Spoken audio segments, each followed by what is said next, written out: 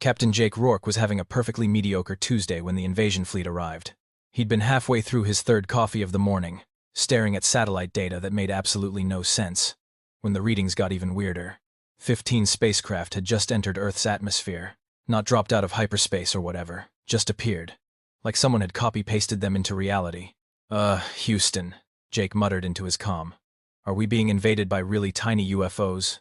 Or is my screen broken again? The objects were barely larger than commercial drones. Maybe the size of a shoebox if you were being generous. They moved in perfect military formation, though, which was either impressive or deeply concerning. Captain Rourke.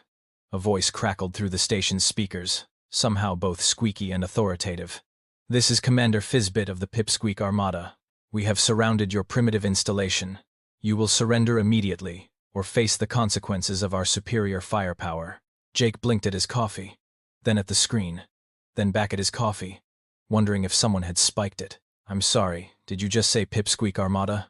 That is Commander Fizbit of the mighty Pipsqueak Armada, the voice insisted, somehow managing to sound indignant at 6 octaves higher than normal. We have conquered 47 star systems. Your resistance is futile. Your civilization will kneel before us. Jake zoomed in on the nearest craft. Through the magnification, he could make out tiny figures moving behind the spacecraft's windows. They were maybe 6 inches tall, maybe. They had little uniforms, little helmets. One of them appeared to be shaking a tiny fist at the camera. Oh my God, Jake breathed. You guys are adorable. There was a long, dangerous pause. We are not adorable. Commander Fizbit's voice had gone deadly quiet, which honestly just made it sound squeakier. We are terrifying. We are the scourge of the Andromeda sector. Planets tremble at our name. We have reduced entire civilizations to ash, and are you laughing? Jake was absolutely not laughing. He was making a weird choking sound that definitely was not laughter. No, I'm just, coughing. Definitely coughing. Do you guys need anything? Like, I don't know, tiny landing pads?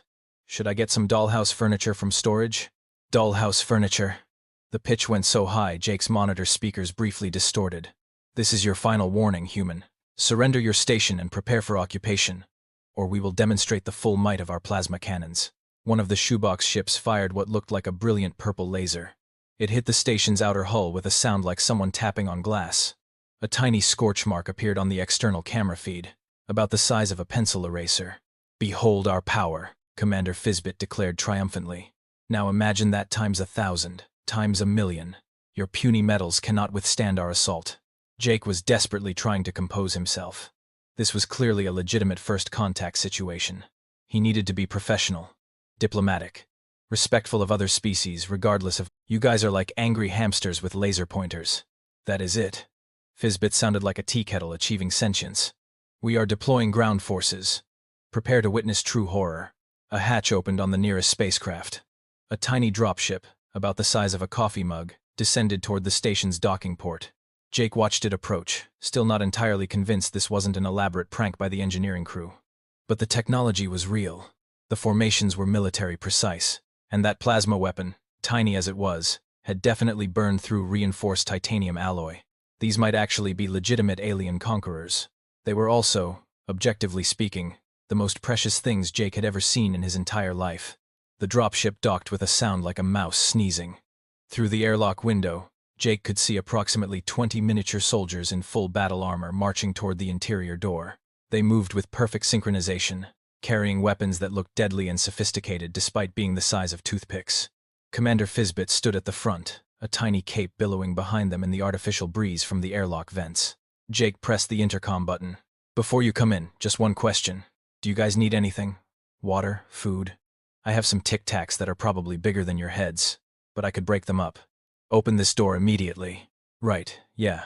Professional first contact, I got this. Jake opened the airlock door and came face to ankle with the Pipsqueak Armada's ground invasion force. There was a long moment of silence as 20 tiny soldiers stared up at him. Weapons raised, Commander Fizbit stepped forward, planting a flag the size of a toothpick into the floor with dramatic flair. I, Commander Fizbit, hereby claim this station in the name of the Pipsqueak Empire. You are now our prisoner. Kneel before your new masters. Jake looked down at them. They looked up at him, trying to maintain stern expressions. One of them had a helmet slightly too big that kept sliding over their eyes. I'm going to die from cuteness overload, Jake whispered. This is how I go.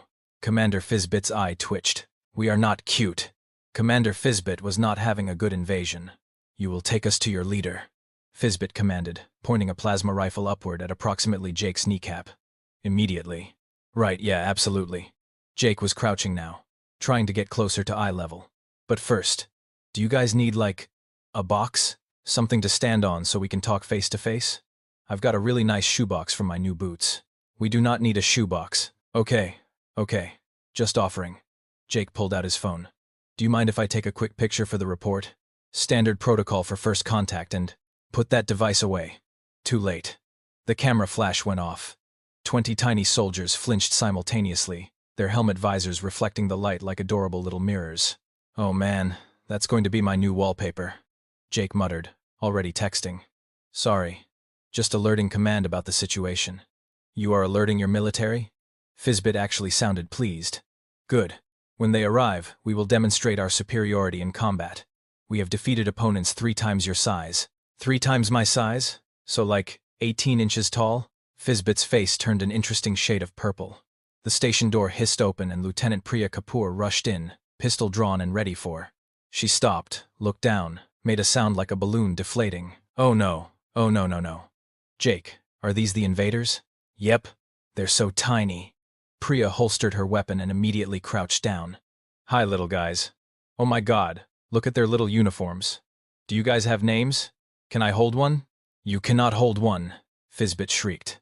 We are a military force, not pets. We have subjugated 47 star systems through tactical brilliance and overwhelming firepower. We are the nightmare that haunts the dreams of why are you making that face? Priya had her hands clasped together, eyes enormous. Because you're so cute, I might actually cry. Jake, we need to protect them. Protect US? Fizbit stomped a tiny boot. We are the conquerors. We protect no one. Others cower before us. Do you guys eat regular food? Priya was already pulling out her lunch bag. I have crackers. Are crackers okay? What about water?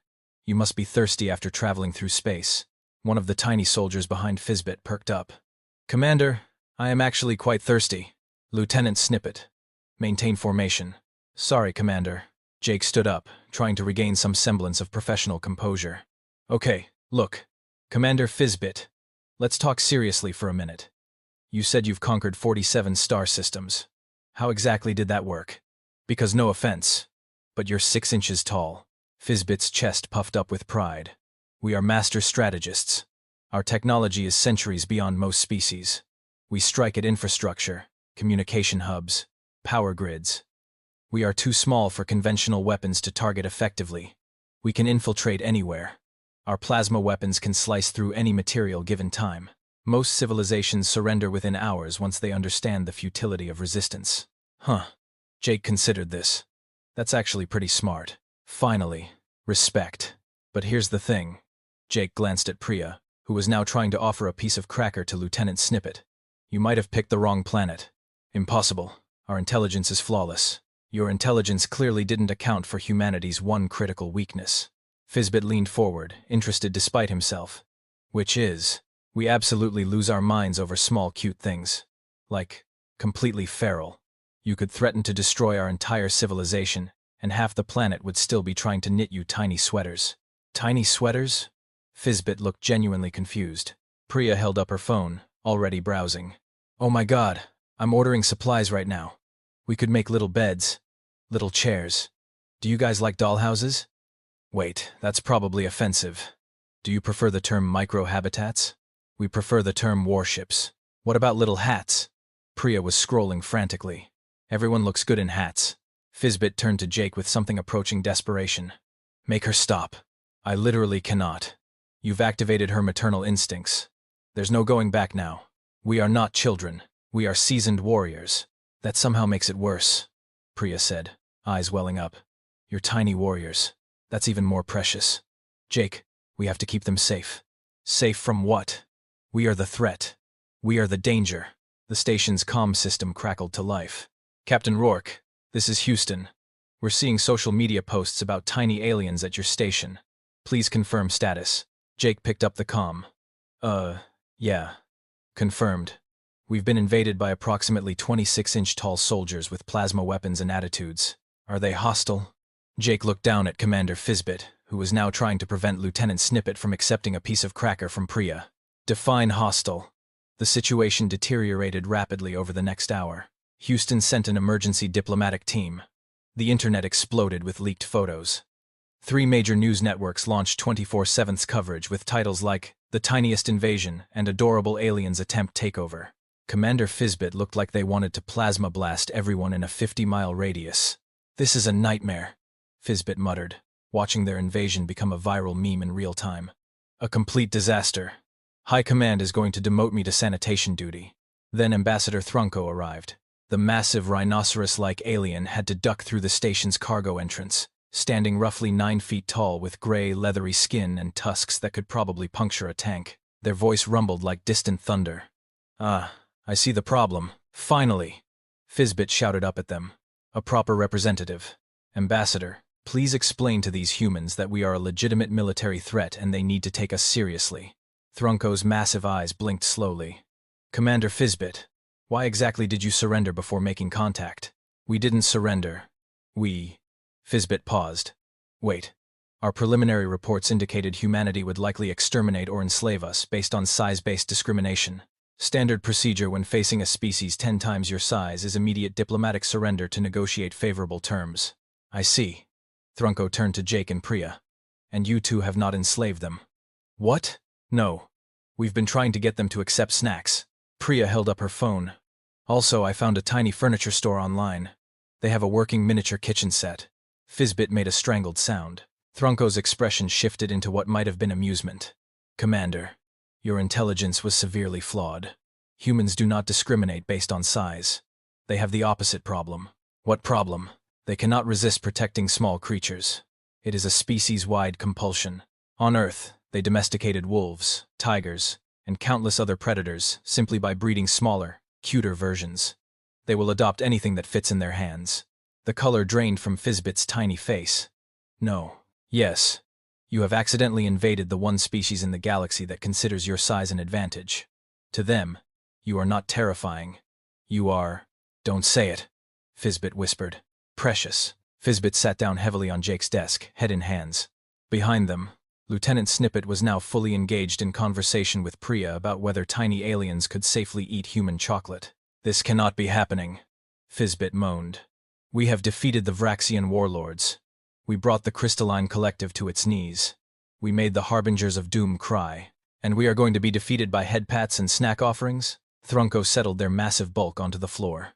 "Commander, I have studied humanity extensively. Let me be clear about something. You are correct that they will want to protect you, but you misunderstand what that means. It means we have lost all credibility as conquerors. It means you have gained the protection of possibly the most irrationally aggressive species in the galaxy when something they care about is threatened." Thrunko's voice dropped lower. 3 years ago, a mining corporation attempted to relocate a population of Earth creatures called sea turtles. Humans declared economic war, crashed the corporation's stock, and successfully lobbied to have their CEO imprisoned. Over turtles. Fizbit looked up slowly. "But we threatened to conquer them, and they thought you were cute. You have accidentally triggered their adoption instinct. There is no military force in the galaxy that can override human adoption instinct." Thrunko paused. "I once watched a human risk their life to save what they called a spider. They are terrified of spiders. They saved it anyway because it was, quote, just a little guy." Jake raised his hand. "To be fair, it was a pretty small spider. It could have been venomous. But it wasn't. You did not know that at the time." "Sure, but look at him. He was scared." Thrunko gestured at Jake as if this proved the point entirely. "You see, this is what you are dealing with, Commander." Fizbit stared at the humans, then at Thrunko, then at Lieutenant Snippet, who was now wearing a tiny paper hat Priya had folded. "So what do we do?" Fizbit asked quietly. "We cannot return to the fleet as failures, but we cannot conquer a species that wants to adopt us." Thrunko smiled, revealing massive teeth. "Perhaps there is a third option." The third option, as it turned out, was a complete circus. Within 24 hours, the pipsqueak situation had spiraled beyond anyone's control. Someone in engineering crocheted tiny sweaters. Actual sweaters. With patterns. Commander Fizbit refused to wear one. But 3 other soldiers were spotted trying them on when they thought nobody was looking. A toy company offered Fizbit a brand ambassador contract worth $2 million. Just think about it, the executive said over video call. Action figures. Plushies. A Saturday morning cartoon. You could be the next big thing. Fizbit had hung up by throwing their communicator against the wall. The news networks were relentless. CNN ran a segment titled, Tiny Conquerors, Big Hearts. Fox News debated whether the aliens should pay taxes. A lifestyle influencer started a TikTok series called Outfits for Your Alien Overlords that got 14 million views in 6 hours. This is psychological warfare, Fizbit said, watching the coverage from Jake's desk. You humans have weaponized affection. We really haven't, Jake said, scrolling through his own phone. This is just how we are. Look, someone made a petition to declare you a protected species. It has 3 million signatures already. Protected species. Fizbit stood up so fast they nearly fell off the desk. We are conquerors. We do not need protection. And, yeah, well, the United Nations disagrees. They're voting on it tomorrow. Priya walked in carrying a small cardboard box with holes punched in it. Good news. I got approval to set up a habitat for you guys. It's got climate control, multiple rooms and… A habitat? Fizbit's voice cracked. Like a zoo? No. More like a… embassy. A tiny embassy. With beds. Lieutenant Snippet perked up from where she'd been reviewing tactical maps. Beds sound nice, actually. The dropship bunks are murder on my back. Snippet. Sorry, Commander. Just saying. We have been sleeping in those ships for 3 weeks. Fizbit turned to Thrunko, who'd been observing quietly from the corner. Ambassador, help me. This has gone too far. Thrunko rumbled thoughtfully. Commander, perhaps we should discuss your options. Option 1. Retreat to your fleet. Maintain your dignity, but return empty-handed. Your high command will not be pleased. Obviously unacceptable. Option 2. Continue the invasion. Somehow. Though I am not sure how you would conquer a species that keeps trying to knit you clothing. Fizbit glared at the tiny sweater pile in the corner. Option 3. Negotiate a treaty that allows you to save face while accepting humanity's unique form of hospitality. They want to put us in a zoo. They want to protect you, Jake corrected. Big difference. And honestly, Commander, you could do worse. Humans are weirdly effective when something threatens things they've decided to protect. What does that even mean? Priya pulled up a video on her tablet. Last year, poachers tried to steal penguin eggs from a sanctuary. Within 48 hours, 3 international task forces, 2 private military contractors, and approximately 10,000 angry civilians tracked them down. The poachers surrendered to avoid the mob. Over eggs? Penguin eggs. They're cute. Fizbit stared at the video, watching humans coordinate with terrifying efficiency to protect birds they'd never met. You are all insane. Maybe, Jake admitted. But we're your kind of insane now. The internet has decided you're ours. There's no going back. Lieutenant Snippet cleared her throat. Commander, if I may, we do have full access to their communication networks now. Their technology, their resources. And nobody is shooting at us. Because they think we are pets. They think we are small, Snippet corrected carefully. But they are offering alliance, protection, and… She glanced at the corner. The sweaters are actually pretty comfortable. Snippet, not you too. I am just saying, Commander. We have conquered by making species fear us. Perhaps we could try conquering by making them… She searched for the word. Care about us? Fizbit looked around the room, at the humans watching with cautious hope, at Thrunko's knowing expression, at the pile of tiny furniture being assembled in the corner, at Lieutenant Snippet, who was definitely still wearing that paper hat. This is the weirdest invasion in Pipsqueak history, Fizbit muttered. Is that a yes? Jake asked. Fizbit sighed, a sound like a deflating balloon. What exactly are you proposing? Jake pulled up a chair, trying to look diplomatic. Okay, here's what we're thinking. You guys are master strategists, right? Centuries of tactical experience? Obviously. And Earth has basically no idea what we're doing in space. We barely made it to Mars without everything exploding. Fizbit's interest visibly increased. Continue. So what if you became our advisory defense strategists? Official position. Real authority. You'd help humanity prepare for actual hostile aliens, share your tactical knowledge, and in exchange, we accept being treated like house pets. You accept being under Earth's protection, Priya corrected. Which, to be fair, means nobody in the galaxy can mess with you without dealing with 8 billion humans who've already decided you're adorable. Thrunko nodded slowly. It is not without precedent. The Crystalline Collective made a similar arrangement with the Vraxians. Mutual benefit. The Vraxians didn't crochet them sweaters. No, but they did build them monument crystals, which the collective found equally embarrassing at first. Fizbit paced along the desk, tiny boots clicking. And we would maintain our dignity? Our ranks? Our autonomy? Completely, Jake said. You'd have your own facilities, your own command structure. We'd just be roommates. Weird, size-different roommates who happen to have a mutually beneficial strategic partnership. And the sweaters? Optional but encouraged. Fizbit stopped pacing. What about my crew? They have families on the fleet. Lives. We cannot simply abandon our people. Dud. Bring them, Priya said immediately. All of them. We've got space. Literally and figuratively. You would allow an entire pipsqueak colony on Earth? Commander, we have 40 million pet rabbits on this planet. I think we can handle a few thousand tiny aliens. Lieutenant Snippet stepped forward. Commander, permission to speak freely? Fizbit nodded, looking tired. We have been conquering for 3 generations. Fighting. Struggling. Always having to prove ourselves because of our size. But these humans, she gestured around, they do not care about our size. They care that we are small. It is strange. But perhaps not terrible? Snippet, they offered me a toy contract. They offered you $2 million, Commander. That is more than our entire fleet makes in a year of conquest. Fizbit blinked. That cannot be right. I checked the conversion rates, Snippet said. Also, human food at our scale is apparently incredible. One of the soldiers tried something called a potato chip. He said it was the size of a dinner plate and tasted like heaven. You are being bought off by snack foods. I am being practical, Commander.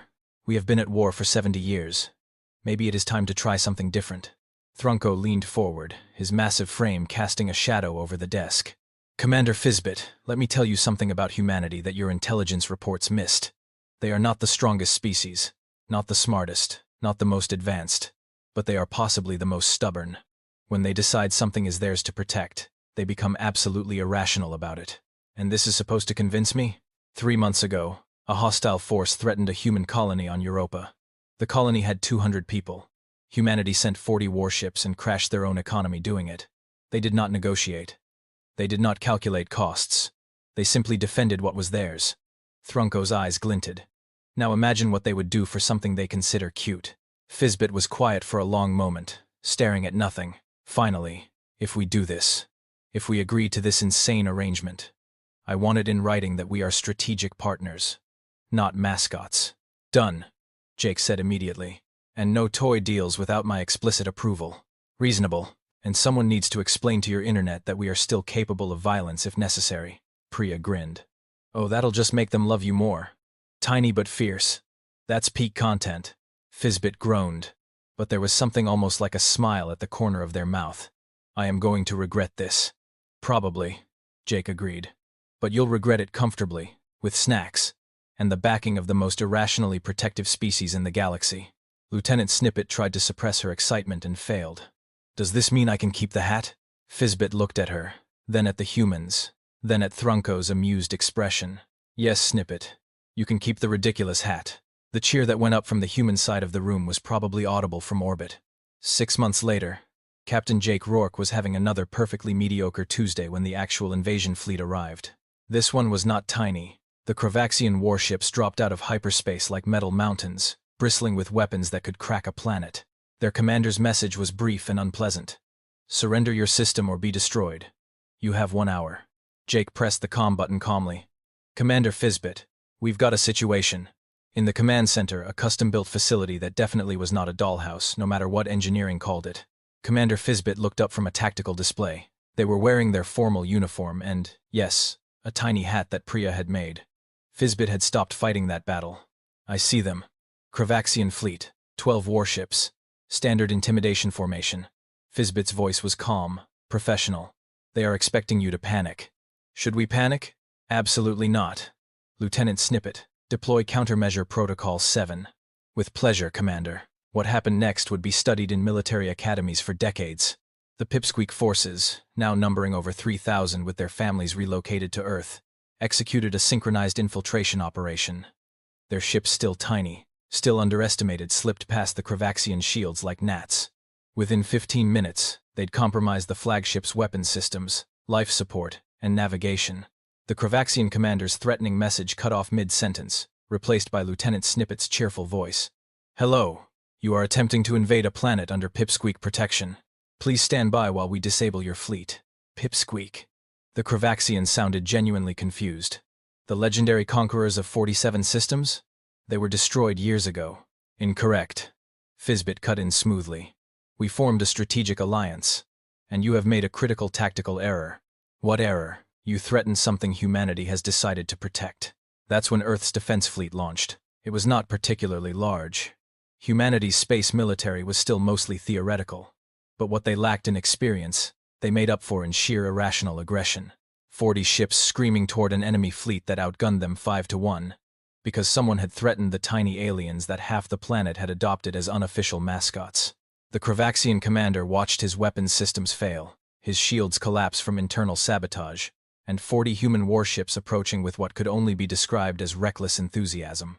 "This is insane," the commander muttered. "You would start a war over these creatures." Jake took the comm. "Oh buddy, you have no idea. Last month someone posted a video of Commander Fizbit tripping over a cable. 300 million people sent angry messages demanding we install better safety features. You just threatened them with actual violence. How do you think this is going to go?" The Kravaxian fleet retreated within the hour. Fizbit watched them disappear on the tactical display, then turned to Jake. "Your species is completely irrational." "Yep. You risked an entire fleet for us." "Also, yep.